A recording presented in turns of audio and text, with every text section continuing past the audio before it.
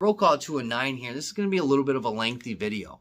But first I want to thank all my new and my old subscribers and just the people that slip through the channel. I greatly do appreciate it. Appreciate the comments. I try and respond to every one of them in one form or fashion. So this is going to be a video where I point out my own hypocrisy. And I'm not afraid to pick myself apart because I hold myself to a bit of a higher standard than most YouTubers do.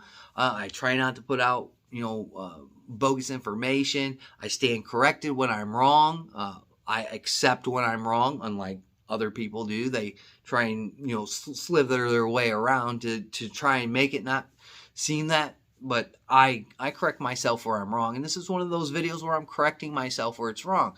I shouldn't say something and then go and do the other thing. That's called hypocrisy.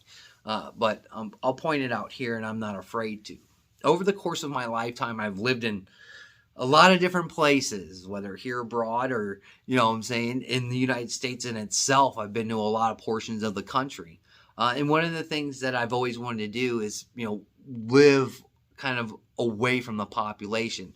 And nothing was a true form and fashion of why I felt that way is I've been a victim of a violent crime. I was in a gun-free zone walking home and I was robbed at gunpoint. And when I mean at gunpoint, the guy actually physically stuck the gun into my chest. Where I could identify it that it was an ultralight and 38 special. So, when you're that close, hey, there's my wallet. I don't have that kind of combat training where you can just start taking guns away like other people claim on the internet. And plus, I was a law-abiding citizen and I wasn't carrying a gun in a gun-free zone. All right. So that even furthered the process for me to get out of the city and, get away from the population as much as possible. And it kind of started to turn that way. We moved out of the outer rims of the city, and I've always respected others, to a certain point. There's times where you can only do so much and then you have to say something. Well, that kind of went on at the last place that we lived. Probably one of the best places that I have lived. The internet, if you go look at those older videos, internet wasn't great, but just the freedom to do things, gardening, hunting, things like that is just, it's off the charts, and it's something that you should experience. But the one thing that you can't do in the inner city is shoot. There's no shooting ranges there, and I had to travel back and forth to make those videos. I had to go to ranges, and sometimes it was an hour and a half away, an hour away, 30 minutes away, and it all cost money. It all cost money to put in the gas tank to go make these videos. But I thought it was a cool experience to show you what I had to do with firearms and the problems that I have or the successes that I have. So that's why I did those videos. But owning your own property and having the luxury to shoot on your own property is something that I was always looking forward to. And I knew it would come. And I thought, at this point, it's come where we are now. And it's come full circle. But here in the last year or so that we've lived here, there's some neighbors that are, let's just say, not welcoming of me shooting firearms on my own property. The houses aren't like really jammed together like, inner cities are. There's space between us, and, muzzle report, you're going to hear it. It just is what it is. And I've even had interactions with law enforcement more than once. They've come looked at my setup. I even redid my setup to make it more safer. But, in the past, they've come and looked and they said, just had to come out here and see what was going on. Have a great day. Get in their car and go. Maybe strike up a conversation about what I was shooting, so on and so forth. Cops are kind of nosy like that. But they never had a problem with it. And I'm outside of city limits, even further outside city limits than I was before. So what I'm getting at is, I bought that Model 19 a couple of months ago. I carried it at the NRA show. The only reason why I got that Model 19 at the price that I got it for is because I bought a suppressor. I don't know if I can find the picture. I might roll the picture in. I might not. I don't know. But I bought a suppressor, and it's a 22 suppressor. It's not 9mm or anything like that, 30 caliber, nothing like that. But it's 22 because that's mainly what my range is set up to shoot, is either 9mm or 22, nothing bigger. My targets aren't going to, react the way that they should, because it's not a huge distance between me and the targets, but it's good enough, 30 yards or so. But the muzzle report is going to be a little bit louder on AK or AR. It just is. So I kind of use that kind of courtesy to the neighbors and not shoot my AR. And I definitely just don't go out my back door and mag dump. I don't do that. I shoot on, in the middle of the week when everybody's at work or they're gone. That's when I take my time to shoot the videos out in the backyard. But here recently, some people, again, they're not accepting of it. And I don't know if these are new neighbors. I'm not sure. They had built a subdivision down the road. Maybe they're getting angry about that. But again, I mean, it is technically my property, and I can do what I want to do on the property. I don't bother other people when they do things on their properties. And again, I am respectful in those manners. So I ended up buying a suppressor. And one of those things, again, what I said in the beginning of my video of hypocrisy, is I said I probably are not going to buy an NFA item anytime soon.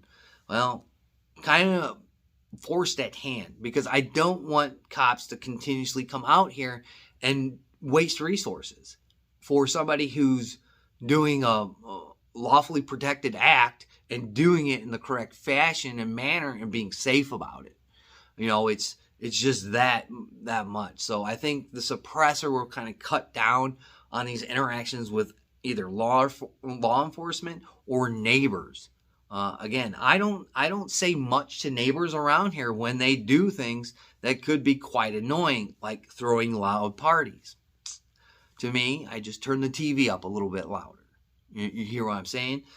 So again, I've always said that, registration leads to confiscation. And again, I'm taking that chance. I filled out the paperwork for my suppressor, and I'm going to tell you what a hassle that was. I have never gone through such a difficult motion to buy something in my entire life. Buying this house was easier than that.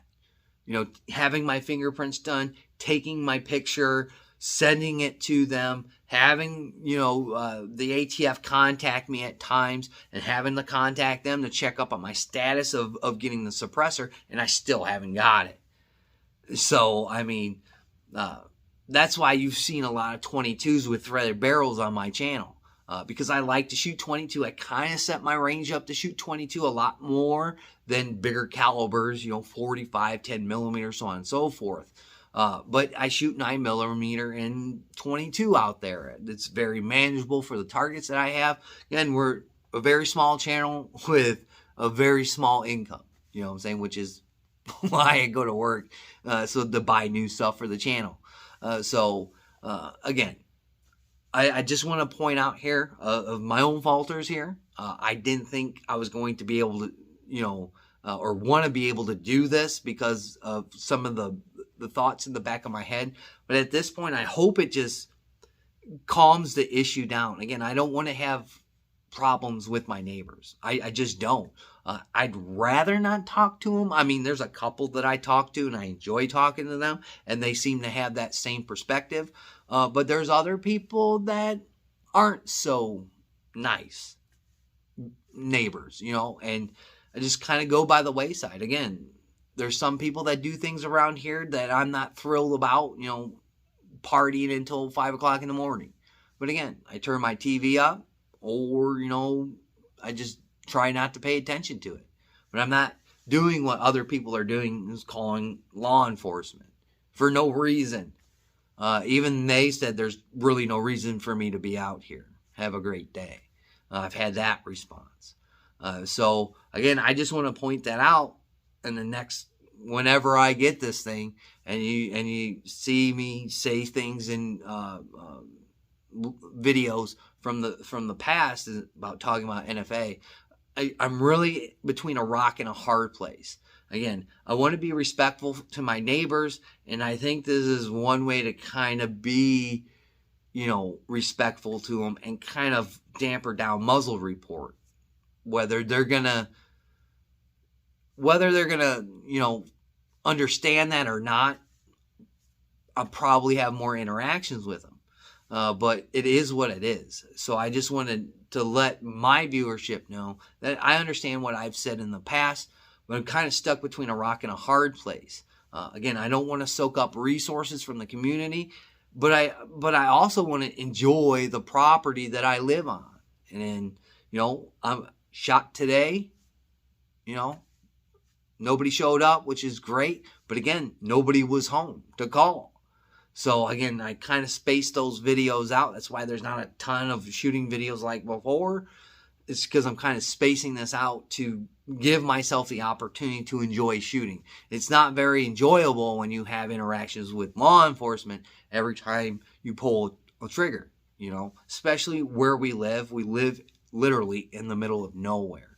So again, I just wanted to put this out there to let you know where I stand, that, again, there's that thought process in the back of my head, but I'm trying to be respectful. I mean, sooner or later, if the cops continue to show up, I'm going to ask them to either, go and talk to them and give them a warning about false reporting and the things that they're saying to the police officers, or I'm going to just, go door to door and tell people, like, look, stop calling the cops on me. I don't do it to you. Please don't do it to me. You're soaking up resources for the community where these guys could be out actually doing what they have to do. And that's, I don't know, putting tape up and chalking outlines or whatever the cops do.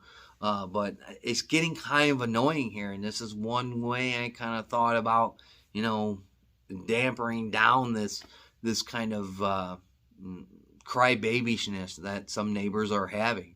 Am I going to continue to shoot on my property? Yep. Am I going to have to continue to probably talk to law enforcement? Yep. I mean, I guess that's just the nature of some people nowadays. I wish neighbors would come over and learn about firearms. I wish I would tell them to shoot on the property, be safe, and all that jazz, I might have to have them sign a waiver, but I mean, in the end, I believe people should have the ability to do what they want to do on their own property. So again, there's past videos where I talk about not buying NFA items, but I'm between a rock and a hard place. So hopefully this kind of dampers down, the friction with neighbors and shooting suppressed firearms. Again, I like to thank the people over at Armory 219 for getting me through the process to get the suppressor, even though it was hellish. Even they were kind of having a hard time because, let's just face it, the government websites kind of stink. Nix was down yesterday at my place. It is what it is. So the process, if you guys want to talk about the process, we can talk about that maybe on the live shows coming up here. But again, it's a little bit hypocritical of what I said in the past of where we are at today. But again, I'm between a rock and a hard place. And again, I believe that you should be able to do what you have to do on your own property. Be respectful in sorts. It's not like I'm going out there mag dumping out of my back door, and it's not like I'm shooting at midnight. I'm not doing any of these things. So I'm kind of trying to space it out. But again, I'm going to have to do what I'm going to have to do because I enjoy shooting, whether I'm making videos or not making videos. I shoot my carry gun often to make sure it works because I carry that gun and I want to make sure it works and it's going to function, God forbid, at the time that I need it. So I don't know where this is going to lead in the future, but this is another kind of step that I did not want to take, but my hand is kind of forced here to a certain extent. So I wanted to make that clear and make that summed up to the viewers in case somebody went way back in the videos and were like, oh God, you never said you want an NFA item. You said you're never going to do it. Blah, blah, blah. Well, unfortunately, sometimes people back you in a corner and you have to do what you have to do. Again, I'm not thrilled about it. I mean, you might think, oh yeah, you're getting a suppressor. It's going to be awesome.